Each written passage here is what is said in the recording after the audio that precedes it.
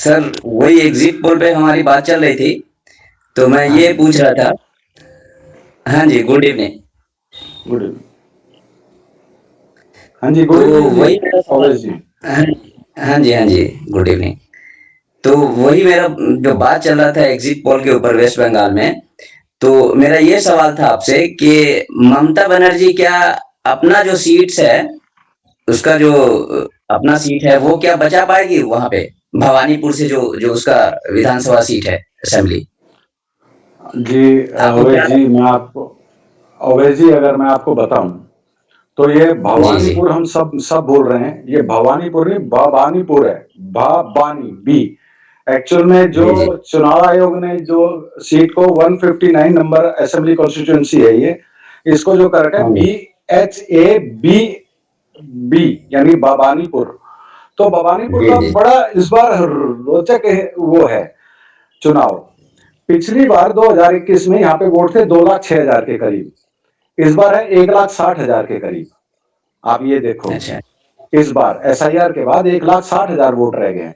पिछली बार ममता बनर्जी की जो सीट थी, वो हाँ 58 के करीब के हिसाब से, 55-58 के हिसाब से ममता बनर्जी जीती थी बाई इलेक्शन। बाई इलेक्शन जीती थी, क्योंकि नंदीग्राम से वो हार चुकी थी। ठीक है। तो ये जो सीट है ये आई थी कोई सन 2011 में अस्तित्व में आई थी। पहले कालीघाट होती थी सीट ये, कालीघाट। और इसके अंदर सबसे बड़ी बात बताऊं, इसके अंदर वार्ड आते हैं कोलकाता के वार्ड, जैसे कि 77 से लेके 81-82 तक। अगर आप देखोगे ना इसके अंदर, तो वार्ड है जिसमें उन वार्डों में 7-8 जो वार्ड है उसमें 2 में मुस्लिम काउंसिलर हैं, बाकी सारे बंगाली हिंदू, नॉन बंगाली हिंदू काउंसिलर हैं। तो जो 44,000 वोट के करीब तो कट गए पिछली बार। और पिछली बार हाँ, लेकिन इसकी, लेकिन लेकिन जो वोट्स कटे हैं, उनका ये क्लेम है कि मतलब जो वोट्स काटे हैं, जो उनके बीजेपी के वोटर्स नहीं थे, उनका नाम जानबूझ करके काट दिया गया है एसआईआर में। इस पे क्या वो देखो, कहना है? हाँ ये तो हर पार्टी, हर सरकार की बात है, जिसकी जो चलेगी वो काटेगा। मानते हो ये नहीं बात? तो हाँ ठीक है, लेकिन हाँ। लीगल तरीके से काटना, अगर जैसे कोई जिस किसी व्यक्ति की मृत्यु हो गई, किसी की डेथ हो गई, तो उसका नाम इलेक्शन कमीशन के लिस्ट से हटा देना वो चलता है। लेकिन जो कहते हैं जो जिंदा है, जिनके नाम थे पहले लेकिन उनका भी नाम हटा दिया गया है, क्योंकि उनको लगा कि ये मुस्लिम है या दलित है या जो भी घुसपैठिया बोल करके उनको वहां के उस सीट से, या पूरे, वैसे तो पूरे वेस्ट बंगाल में कहा जाता है कि बहुत सारे बांग्लादेशी है जिनको एनआरसी और सीए के माध्यम से हम निकालेंगे भी। तो उन सब लोगों का जो है वोट काटा गया, मतलब इलेक्शन कमीशन ने उनके ही नाम हटाए, ऐसा उनका आरोप है। और वो उन्होंने इस पे, हाँ हेलो। हाँ जी, हाँ जी, बोलिए बोलिए। हाँ, तो ये आरोप क्या कहाँ तक सही है? आपको क्या लगता है इस पे? क्या होता है ओवैस जी, मैं आपको बात बताऊं कि यहाँ से जो भी वोटर होते हैं, जब बाहर जाते हैं तो उनके अलग वोट बन जाते हैं। वो 2 जगह 3 जगह वोट आम आदमी के बन जाते हैं। और इस मुद्दे पर जो होल्ड वोट किए गए हैं वो है 14,514 ऐसे वोटर्स, कि भाई जिनके कट गए हैं और वो जिंदा हैं, उनका यहाँ पे पिछली बार उन्होंने वोट गिरा था, तो वो 14,514 उसके अंदर जो होल्ड पे हैं। तो इस मुद्दे पर तो ममता बनर्जी की जो मुख्यमंत्री हैं वो जा चुकी हैं, सुप्रीम कोर्ट भी सब जगह जा चुकी हैं। यही तो बीजेपी की चाल थी, उनको उलझा दिया। बीजेपी का जो माइंड गेम था उसके अंदर ममता बनर्जी जी उलझ के फंस गई, और अपनी सीट पे इस वक्त वो अटकी पड़ी हैं कि जीत जाए तो जीत जाए। हार जीत भी यही 3 से 4 हजार की है, क्योंकि नंदीग्राम अच्छा। से शुभेंदु अधिकारी जो थे, बहुत नंदीग्राम से सारे 1900 वोटों से जीते थे। बहुत सारे पोल स्ट्रेटेजिस्ट है, एजेंसियां हैं, वो सब ने अपने अपने सर्वे निकाला, जिसमें ऐसा पोल ये है एक, और क्या नाम है उसका, चाणक्य करके, उनका भी ये आया है एग्जिट पोल का, ये रिजल्ट दिखाया है उन्होंने, कि उन सब लोगों ने वहां पे दिखाया जा रहा है कि बीजेपी जीत रही है वेस्ट बंगाल में। आपको क्या लगता है कि ये बीजेपी का उनका सही एग्जिट पोल है, वो उनका सही मतलब ये जो निकाला है स्ट्रेटेजी करके, जो भी उनका एग्जिट पोल निकाल रहे हैं कि बीजेपी जीत रही है और ममता हार रही है, टीएमसी जो पार्टी है वो हार रही है, ये क्या सही बात है? या आपको लगता है कि उनका जो एग्जिट पोल का ये जो रिजल्ट है उन्होंने जो दिया है, इतने बड़ी बड़ी मतलब ऑर्गेनाइजेशन है, जो एजेंसी है, चाणक्य पोल करके है, तो इन सब का क्या आपको उस पे क्या लगता है कि वो सही दिए हैं या गलत है? मैं अगर बताऊं आपको, तो एग्जिट पोल तो हर कोई देता है। मैंने आपको कल भी बोला था कि जी, जी, वही मैं पांच दस कह रहा हूँ कि हाँ आपको क्या लगता है कहाँ तक उनकी एग्जिट पोल सही है या उनकी एग्जिट पोल में वो, ये तो एक पांच टेंटेटिव गेस है, कोई मतलब एग्जैक्ट नहीं बता सकता, वो तो रिजल्ट 4 के आने के बाद ही पता चलता है क्या होगा नहीं होगा। लेकिन जो एक आंकड़ा होता है, जो हर साल और हर बार हर न्यूज़ चैनल और हर एजेंसियाँ अपने आप को मतलब ये शो करती है, तो आपको क्या लगता है कितना करेक्ट उनका डेटा है या उसमें मैनिपुलेशन है? उसमें कुछ चेंजेस है, छेड़छाड़ मतलब उसमें उनका सही है? अभी अभी डाटा उनका मेरे हिसाब से अगर साइलेंट वोटर का खेल रहा तो उनका डाटा एकदम सही आएगा। और साइलेंट वोटर इस वक्त हर कोई मान के चल रहा है कि वो बीजेपी के साथ है, साइलेंट वोटर। और वो साइलेंट वोटर अगर वोट करता गया तो ये डाटा इनका ओके हो जाएगा, एकदम सही हो जाएगा। और साइलेंट वोटर ने थोड़ा सा इधर उधर किया है तो वही वाली है, 10-12 सीट ममता बनर्जी ऊपर, 5-10 सीट ये ऊपर बीजेपी। तो शायद सारा खेल साइलेंट वोटर का है। यहाँ पे हम हंसी की बात एक है कि हम कर रहे हैं कि भाई कांग्रेस को भूल ही रहे हैं, 2-3 सीट तो वो भी ले रही है। 2-3 सीट तो कांग्रेस भी ले रही है। कांग्रेस को इन एजेंसियों ने 0-0 सीट दिखाया है, ठीक है, उसका डेटा जो उन्होंने रिलीज किया है। तो हालांकि आपको आपका क्या कहना है, अगर सीएम खुद की अपनी सीट से हारती हैं, तो इस पे आपको क्या लगता है कि वो सच में वो अपने सीट से भवानीपुर से वो हारेंगी? इस पे एक ये आरोप भी आया है कल और इससे पहले जब इलेक्शन खत्म हुआ, तो अभी कल रात में और उसके बाद से उन्होंने रिलीज किया है कि वहाँ जो है इलेक्शन होने के बाद उनके सीट पे भवानीपुर में वहाँ ईवीएम से छेड़छाड़ किया गया है और संदिग्ध पर्सन को उसमें देखा गया है स्ट्रांग रूम में, कि जो इलेक्शन कमीशन उस पे कोई कार्रवाई नहीं कर रही है। और ममता बनर्जी का आरोप है कि उनके भवानीपुर सीट से उस ईवीएम को छेड़छाड़ करके बीजेपी के लोग उनको मतलब उनकी वोट चोरी कर रहे हैं, एक तरह से इस तरह का आरोप है। वहीं दूसरी ओर एक बीजेपी का कार्यकर्ता का आरोप है, जो कि मैं इसकी रिपोर्ट बता रहा हूँ दैनिक भास्कर की, उस पे उसने आगे कहा है ऑन कैमरा ऑन रिकॉर्ड कि ये जो है ममता बनर्जी यहाँ पे आकर के वो अपनी सीट्स पे कल रात से ही डेरा डाली हुई है और वो यहाँ पे आकर के बदमाशियां कर रही हैं अपने गुंडों के साथ। और हम लोगों को, हम बीजेपी के कार्यकर्ता हमको डराया धमकाया जा रहा है और पुलिस के थ्रू, चूंकि स्टेट पुलिस उनकी है, तो उन पुलिस के थ्रू उनके कपड़े भी फटे हुए दिखा रहे थे कि उनसे मुझे पिटवाया गया, लेकिन मैं ब्राह्मण हूँ, एक ब्राह्मण का श्राप पड़ेगा, वो कभी जीत नहीं सकती इस तरह से ये बदमाशी करके। हालांकि उनका जो छवि रहा या जो लोग बताते हैं कि वो इस तरह से करती नहीं है, तो इस पे आपका क्या कहना है कि वो क्या ऐसा की होंगी या ये बीजेपी का जो कार्यकर्ता है उसका गलत आरोप लगाना है या गलत एलिगेशन है? कल ये चुनाव आयोग ने रात को साफ भी कर दिया कि इनको कहा गया था कि 4 बजे आप आ जाइए, हमें बैलेट बॉक्स अलग करने हैं, ये ईवीएम मशीन अलग करनी है, वो अलग करने हैं, आप लोग आ जाइए। ये टाइम पे आए नहीं। फिर वो रात को जाके काफी हल्ला गुल्ला हुआ, फिर वो जाके शांत हो गए। इतना बड़ा अगर होता है, एक्चुअल में क्या है, ममता बनर्जी घबराई हुई है बहुत ज्यादा इस वक्त। वो किस चीज बेचारी के नहीं लिए है वो हार से राजनीति में। घबराएंगे? सुनो, सुन जाओ, हार से घबराई हुई है और बेचारी किस चीज से घबराएगी। राजनीति में क्या होता है, जो बेचारा होता है वो ही जीतता है। मैं आपको बता देता हूँ, 2011 में जब ये सत्ता में आई थी तो बेचारी थी भाई, लेफ्ट वालों ने इनके भगाया, सड़कों पे भगाया। 2016 में आ गई, फिर 2021 में आई तो पांव टूटा हुआ था, खेलबा हो रहे, तो बेचारी थी कि भाई अमित शाह मोदी इनको दबाए जा रहे। अब ये बेचारे नहीं, अब ये बब्बर शेरनी बन चुकी हैं। जब बब्बर शेरनी शेरनी बन जाती हैं तो लोगों से इचिंग हो जाती है। जैसे भाई आरजी कर केस ले लो, 10 लाख रुपए दे दूंगी, क्यों आप बाहर निकले। मुलायम सिंह की भी ऐसी वर्डिंग थी, तो आज किस हाशिए पे है। ऊपर से खुल्लम खुला 4 तारीख के बाद ये अभिषेक बनर्जी बोल रहा है कि मैं ये करूंगा। तो वहां पे जो साइलेंट वोटर था उसका बहुत बड़ा खेल है। अब आते हैं भवानीपुर पे। भवानीपुर पे 2,06,000 में से 1,60,000 वोट इनके बच गए। 1,60,000 में पिछली बार 2,06,000 में जो पोलिंग हुई थी वो हुई थी 67% के करीब। इस बार कितनी हुई है 1,60,000 में? 85 के आसपास हुई है। 85% के आसपास पोलिंग हुई है, जिसके अंदर मुस्लिम तो कुल मिला के 24% है।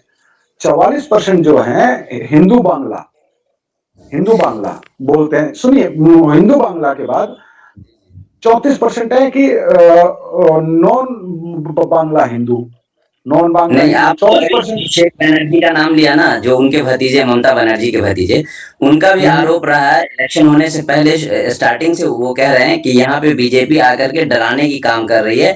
और जो आपको क्या लगता है, ये सही बात है या उनका आरोप है? और वो कह रहे हैं कि जो इस तरह से यहाँ पे अगर वो उनकी पार्टी आती है तो सबको घुसपैठिया करार करके, और जिस तरह से असम में डिटेंशन सेंटर बनाया गया उसमें रखा गया लोगों को एनआरसी सीएए के थ्रू, तो उसी तरह यहाँ पर भी उनकी सरकार आने के बाद अगर बीजेपी की सरकार बनती है, उनकी गवर्नमेंट बनती है, तो क्या घुसपैठियों के नाम पे उसको लोगों को वहां से निकाल करके बांग्लादेशी कह करके उसको भगाया जाएगा, या इस पे या उनको उनका कागज दिखाने के बाद जो भी उनके डॉक्यूमेंट्स है यहाँ के सिटीजन शो करने के लिए कि हम इंडियन सिटीजन है, उस पे मतलब वो मानते हुए उनको एक्सेप्ट करेंगे या नहीं करेंगे? इस पे लगता है कि आपको अगर बीजेपी की गवर्नमेंट वहां पे आती है तो इन सब चीजों पे काम होगा, बांग्लादेशियों को बांग्लादेश भेजा जाएगा, और जो भी रिफ्यूजी है या जो भी उनको कहते हैं कि ये घुसपैठिया हैं, उन लोगों को उस तरह से निकाला जाएगा सही तरीके से, या ये सब एक बस जुमला है? नहीं जी, निकाला जाएगा। मैं आपको साफ बताऊं, क्योंकि बीजेपी जहां एंटर करती है ना तो वो एक योजना के लिए नहीं करती। जब से मोदी आया है, जब से नरेंद्र मोदी प्रधानमंत्री बना है, आप ये बता दो जिस भी स्टेट में बीजेपी आई है जहां पे कभी थी नहीं, क्या वो 3-3 योजना उन्होंने किए? नहीं कि दूसरी कहीं पे दूसरी योजना चल रही है, कहीं पे तीसरी योजना चल रही है। तो ये तो करना ही करना है, ये होगा 100% होगा। लेकिन क्या है, रिकॉर्ड। भाई आप इंडियन हो, इस चीज का, आप हिंदू हो मुसलमान हो वो अलग बात है, आपके पास क्या रिकॉर्ड है? आधार कार्ड है, पैन कार्ड है, वोटर आईडी, ये 3 चीज ही दिखाता आदमी। लेकिन सबसे बड़ा क्या होता है? गांव का रजिस्टर। जब पैदा होता है ना तो चौकीदार आता था, उसके अंदर बाप का नाम, दादा का नाम, परदादा का नाम भी आ जाता है। यहाँ से एनआरसी होती है। ये आधार तो 500 रुपए में वो बनाती है दुनिया। 500 रुपए में, 2,000 में बन जाता है, 5,000 में बन जाता है। लेकिन वो रजिस्टर होता है मेन, गांव का चौकीदार, फिर वो मेडिकल में, सरकारी अस्पताल में जमा कराता था। पहले के टाइम पे होते थे सर, हाँ, अभी तो मतलब उसी का ही रिकॉर्ड सुनिए, उसी का ही तो रिकॉर्ड है। अब आप, मेरे फादर का नाम मान लो चौधरी आजाद सिंह है, मान लो क्या है, मेरे दादा का नाम सूरजभान, मेरे सूरजभान के बाप का नाम हरनारायण, वो रिकॉर्ड में है, वो रिकॉर्ड में है। जब चौकीदार का वो डाटा आज से 50 साल पहले का, 50 साल पहले का डाटा कंप्यूटराइज ही हो रहा है, वो जिसका नहीं मिलेगा वो वापस जाएगा। इलीगल, यहाँ पे बंगाल में इस बार क्या था कि भाई इलीगल जो लोग आए हुए हैं वो हमारी जॉब्स खा रहे हैं, रिक्शा चला रहे हैं। अब वो यहाँ दिल्ली एनसीआर में भी है कि बांग्लादेशी आके यूपी बिहार की नौकरियां खा रहे हैं, क्योंकि यूपी बिहार वाला लेता है 4,000 रुपए एक काम के, वो लेते हैं 2,500 रुपए एक काम के। यूपी बिहार वाला जो है वो कमरे में रहता है, क्योंकि उसको कमरे में रहना है, चाहे वो ड्राइवर भी है तो वो क्या करता है कि भाई अपने बच्चों को लाके वो वहां पे स्टे करता है, रुकता है किराए पे लेके। ये झुग्गी, बहुत छोटी छोटी झुग्गियों में रह लेते हैं बांग्लादेशी, क्योंकि उन्हें छुप के रहना है कबाड़ में, कूड़े में। तो ये तो बीजेपी होगा, ये तो छटनी होगी। और अगर सरकार में आ जाती है, क्योंकि उन्हें तो फिर दोबारा भी रिपीट करनी है बंगाल में ना, एक बार घुस गई तो। मेजोरिटी में जो लोग हैं वो मिडिल क्लास और लोअर मिडिल क्लास से बिलोंग करते हैं, जिनकी वोट्स ज्यादा पड़ते हैं। तो उनका कहना है कि अगर ये बीजेपी आती है अगर गवर्नमेंट में, तो अगर किसी के कागजात या किसी के डॉक्यूमेंट्स अगर कम भी है, खास करके जो गरीब हैं, जो नीचे तबके के लोग हैं, लिटरेट है, लिटरेसी रेट वहां पे उतनी नहीं है, अगर उनके पास वो उतने पढ़े लिखे नहीं है, उनको कहीं कागज कैसे इकट्ठे करने हैं या किस तरह से उनको बनवाने हैं, ये सारी चीजें नहीं पता है। तो क्या उनको भी निकाला जाएगा अगर उनके पास अगर वो यहीं के हैं, हिंदुस्तान के ही हैं, भारत के ही रहने वाले हैं, और अगर उनके पास किसी भी तरह से उनकी डॉक्यूमेंट्स में कमी लगेगी तो क्या उनको भी घुसपैठिया कह करके या बांग्लादेशी कह करके निकाला जाएगा, या उनको मतलब कागज बनवाने का प्रावधान बताया जाएगा और उनको कागज बनवा के यहाँ रखा जाएगा?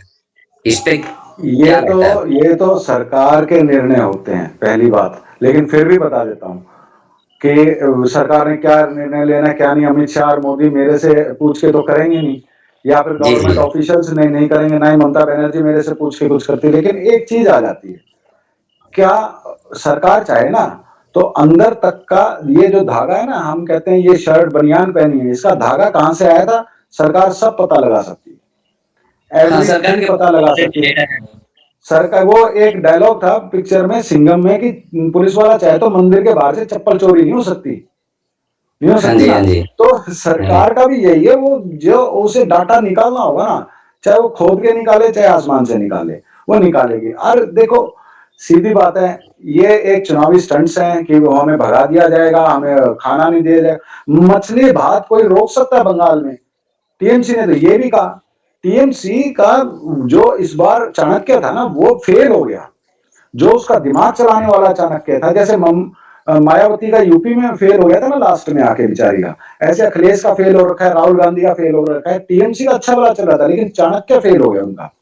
जिस पार्टी का चाणक्य ये मजबूत है, नरेंद्र मोदी जिस जी जो पार्टी हमारे का, प्राइम मिनिस्टर है उन्हें हेलो। हाँ जी हाँ जी, जी, हमारे माननीय प्रधानमंत्री जो है नरेंद्र मोदी जी, वो भी गए थे कैंपेन के लिए, तो उन्होंने इसी बात पे, आप जो मछली वाली बात की, तो उन्होंने कहा कि मछली भी बंगाल में वो प्रोवाइड नहीं करवा पा रही हैं और मुहैया नहीं करवा पा रही हैं, उनको भी वो बाहर से मंगवाना पड़ रहा है, और जो कि सेंट्रल सरकार की मदद लेनी पड़ रही है। तो ये एक ऐसी चीफ मिनिस्टर है जो अपने क्या होता है 3 महीने गोवा में फिशिंग अलाउड नहीं होती, ठीक है, तो अच्छा। कर्नाटक से आती है, तो वो 3 महीने अलाउड नहीं, लेकिन मच्छियां बहुत हैं। लेकिन बंगाल में क्या है, पहले क्या होता था, पीछे घर के पीछे तालाब होता था, बर्तन भी वहीं धो रहे हैं, वो कर रहे हैं, मच्छी भी वहीं पाल रहे हैं, निकाली खाई। ये बात चली थी 2006 तक, 95 से लेके 2006 तक कोई मच्छी की कमी नहीं थी, क्योंकि घर के अंदर ही खेती थी मच्छी की उनकी, पीछे तालाब था, तालाब के अंदर बर्तन भी धो रहे हैं और भी कर रहे हैं और मच्छी भी हो रही है।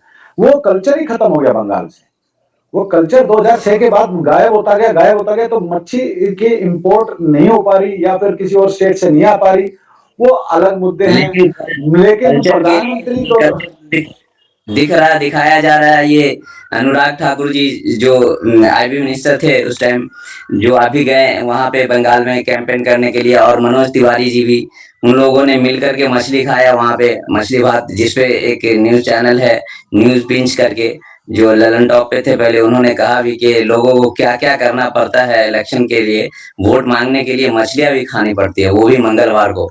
तो क्या अब लगता है एक कि मां मैं आपको दिखाऊं मानसिकता कि ये मच्छी दिखाने पे आ गए। अरे कुछ और रोड मैप दिखाओ, कोई 5 काम गिनवाओ। इनका अरे ये अनुराग ठाकुर काउंटर ये था कि आप कहीं दिल्ली में इससे पहले मीट मछली और जितने भी शॉप थी, इनको आप बंद कराने की बात कर रहे थे। आप कहते थे कि इन सबको बंद कराया जाए, आप लेकिन फिर इसको यहाँ पे आप आकर के खुद ही खाते हैं, तब कहते हैं नहीं कोई बात नहीं है। उसी तरह अगर बीफ की बात किया जाए असम में, या कहता कि असम में बीफ नहीं होता, तो बोलते उसके बीफ का जो वो है प्रजाति, वो कोई दूसरा है, वो मिथुन है, उसको हम गाय नहीं बोलते हैं, वो हमारी माता नहीं है। मतलब जिसको वो खाते हैं वो मिथुन है, और जो प्योर गाय है वो हमारे नॉर्थ इंडिया के अंदर है, हम उसको उसकी पूजा करते हैं, हम उसको नहीं खाते हैं। तो इस तरह की बीफ बातें बीफ के पता नहीं कितने तरीके होते हैं। अब यही चीजें रह रही हैं, बीफ और मिथुन, अभी गाय, ये मुद्दे, ये इन अगर सब चुनाव चीजों के पे मुद्दे आपको है नहीं ना। लगता, इन सब चीज आपको नहीं लगता कि लोग इन सब चीजों पे अभी के टाइम पे वोट मांग रहे हैं, इस तरह की बातें करके, और वो फिर धर्म के नाम पे बीजेपी मांगती है, धर्म आता है उसके लिए, आप समझ नहीं रहे हो। जहां अच्छा। क्या क्या जरूरत थी ममता बनर्जी को, क्या जरूरत थी, कभी दुर्गा पूजा पे रोक लगा रही है, कभी कुछ। आज के टाइम में सोशल मीडिया इतना स्ट्रांग हो गया है कि वो पहले नहीं था। ये जब से फ्री हुआ ना डाटा, सुनिए, जब से डाटा फ्री हुआ हर एक के पास टाइम है, हर एक के पास टाइम है, कोई भी चीज कमी दिखाता है, और आदमी के पास टाइम है रील देखने का।